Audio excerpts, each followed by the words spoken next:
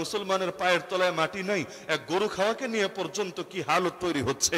ইফতার নিয়ে ঝামেলা, সাহরি নিয়ে ঝামেলা, রমজানের আলোচনা করবে এটা নিয়ে পর্যন্ত ঝামেলা। আরে রক্তারক্তির পরিবেশ, এখনো পর্যন্ত কত আলেম জেলে পড়ে আছে এবং আদৌ ঈদের আগে মুক্তি পাবে কিনা এগুলোরও গ্যারান্টি নাই। তো মুসলমানের যখন দেয়ালে পিঠ থেকে গেছে, পায়ের তলায় মাটি নাই, তখনও মুসলমান বসে বসে নাকি 8 রাকাত না 20 রাকাত এই 100 বছর আগে সমাধানকৃত বিষয় নিয়ে বিতর্ক করবে। আরে কারেন্ট কত, এর কিছু কারেন্ট যদি নিয়ে বিদ্যুৎ অফিসে দেওয়া যেত তাহলে অন্তত বাংলাদেশের লোডশেডিং এর সমস্যা সমাধান হয়ে যেত।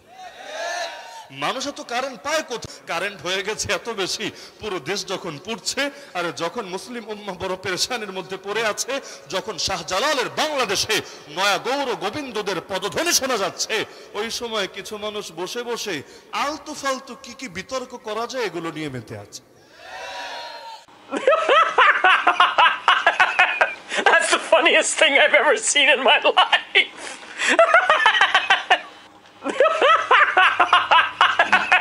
That's the funniest thing I've ever seen in my life.